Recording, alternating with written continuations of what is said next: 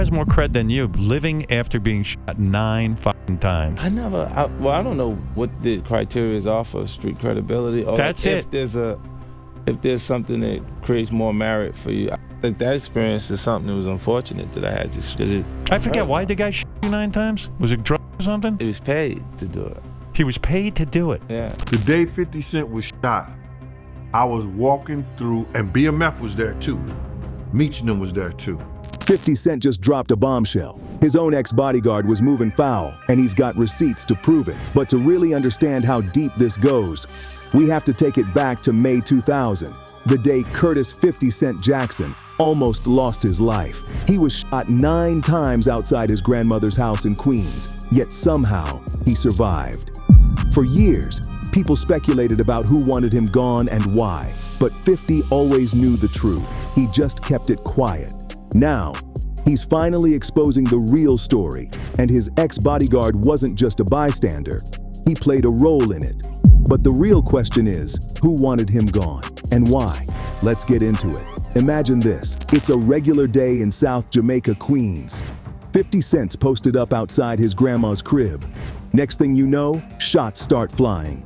9 bullets, hand, arm, legs, chest, and even his face. Bro wasn't supposed to make it, but somehow he did. Even 50 himself later said, "It happened so fast that you don't even get a chance to shoot back. I was scared the whole time." No lie, anybody would be. He barely made it out, spent 13 days in the hospital, had to use a walker for 6 weeks, and by some miracle, he was fully recovered in 5 months. But survival was just step 1, step 2, figuring out who was really behind it. From the jump, the streets were buzzing about who had the green light on 50. One name kept popping up, Daryl Homo Baum. If you know, you know, Baum was no regular dude. But this whole situation gets even wilder when Gene Deal, former bodyguard for Diddy, stepped in with some heavy claims that could change the way people look at the 2000 shooting. For years, speculation swirled about who really wanted 50 Cent gone. But Gene's version of events suggests there were powerful industry hands moving pieces behind the scenes, and the deeper you look, the more it starts to make sense. Explain to me again why this guy was hired to shoot you 9 times. Well, you was paid because someone, felt like that I would potentially do something to them if they kept going in the direction that they were going. At the time of the shooting, Gene was with the BMF crew in Mexico when he got the news that 50 had been hit 9 times. What made things even crazier was that 50's own manager approached Gene, trying to get in contact with Supreme, which immediately raised questions. If people were trying to check in with Supreme after the shooting, that meant some of them already suspected he was involved. Cause 50 just got shot, and he in ICU. I say, 50 what? As Gene recalls, there were already tensions in the air, and Murder Inc.'s name kept coming up. He claimed that figures from the label were moving like they knew something was about to go down, adding another layer to the situation. The streets were buzzing heavy after Gene Deal's claims, and people started saying Irv Gotti and Ja Rule might have had something to do with it. Now this wasn't just random speculation. This was all happening around the same time 50 Cent was locked in one of the most notorious rap beefs of all time. But here's where things really start to connect. I don't know who was behind it. I know that Irv Gotti and them had put it out there like they was a part of it and they was gonna do it that night, the day at the meeting. Back in 2000, right before the shooting, 50 Cent dropped Ghetto Qu'ran, a track that raised eyebrows in the streets. In the song, he name-dropped major drug lords, including Kenneth Supreme McGriff, the infamous leader of the Supreme team. Now, if you know Supreme's reputation, you already understand this wasn't the type of guy you put in a song without consequences. The track was seen as exposing too much of the underworld, and in the streets, that can make you a target. Now, Irv Gotti's connections to Supreme were no secret. People knew Murder Inc. had close ties to some serious street figures. In fact, things got so deep that by 2003, federal agents raided the label's offices, launching an investigation into allegations of money laundering and connections to Supreme's drug operations. The government stopped me from making the money. When the government came in, at that time, Murder Inc. was doing like over $100 million in billing for like 2 years in a row.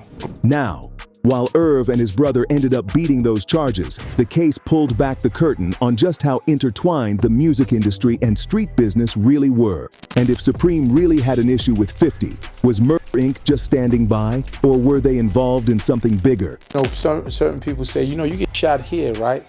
He got shot in his mouth. You're like, that's inches, right? This is just me talking, everybody. It's not a thing, but you know, who saved him? Fast forward to today, and 50 Cent is still keeping that same energy. When Irv Gotti recently passed away, 50 wasted no time clowning him on Instagram.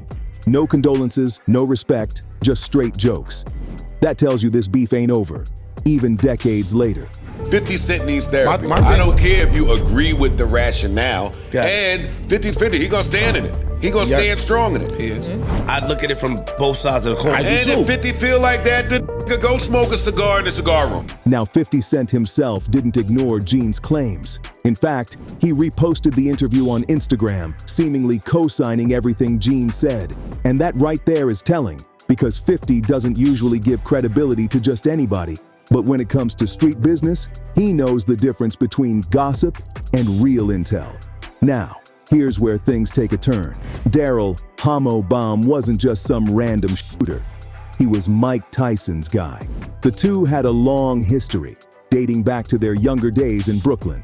Later in life, that friendship evolved into something more official, with Baum stepping in as Tyson's personal bodyguard.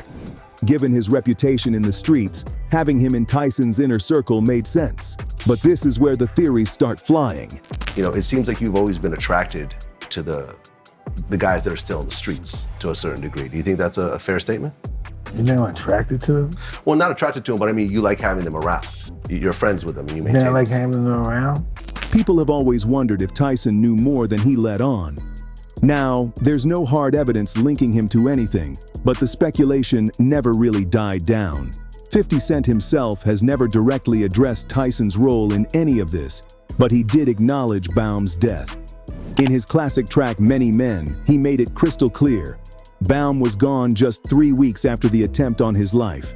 Baum's Red Rum was just as violent as the world he was involved in. He was fatally shot in Brooklyn during a substance-related dispute, and many believe it was tied to his street affiliations. The timing of his death made everything even more suspicious, especially since his name was already floating around in connection with the 50 Cent shooting.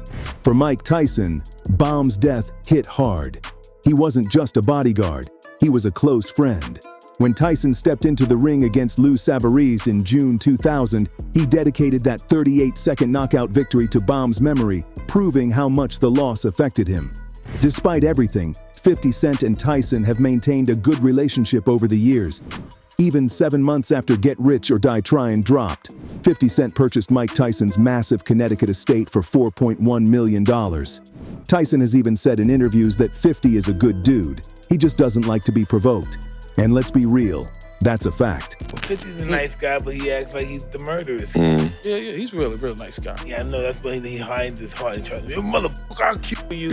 Right. But if you tell him he's a nice guy, he might shoot you. You know what I mean? Because Right, he wants right, that right, image, right, you know? He wants that image. Now, surviving 9 shots was one thing, but what happened next? He had a bullet wound in his face, his voice changed, and he had every reason to step back. Plus, the industry turned its back on him. At the time, Columbia Records had him on their roster, but after the shooting, they weren't trying to deal with the heat. The label straight up dropped him, deciding he was too much of a liability. And let's be real, labels love to profit off street rappers, but when real danger comes knocking, they move funny. But it didn't stop there because New York's entire industry put him on ice. Word on the street is that major studios shut their doors on 50, and producers didn't want to touch him. Nobody wanted to be tied to the violence surrounding his name. So what did 50 do? He packed up and left the country. He hit Canada, where he could record freely without industry interference. Out there, he flooded the streets with mixtapes, dropping heat that kept his name alive. By the time he came back to the US, he was bigger than ever, and the industry had no choice but to take him seriously. And we all know what happened next. Get Rich or Die Tryin' dropped, and 50 took over the whole rap game. But here's the thing, it wasn't over. Surviving 9 bullets wasn't enough for his enemies. Somebody still wanted him gone. Just 8 months after Get Rich or Die Tryin' took over the charts, 50 Cent narrowly escaped another hit. In September 2003, while leaving a hotel in Jersey City, gunmen opened fire on him and his entourage. It was a setup, no question. But this time, nobody was hit. 50 walked away unscathed, but the message was loud and clear. The threats weren't over. After this second attempt, he knew he couldn't move like a regular rapper. The threats were real and he had to adjust. More security, fewer public appearances, bulletproof everything. He tightened his circle and made sure he was always 10 steps ahead. Back then, he was rolling with Frank Alexander, aka Big Frank. But now, his security team is made up of ex-military and ex-police personnel. We got up there, we came in and shit. You had Navy SEALs with it. 2 in all directions.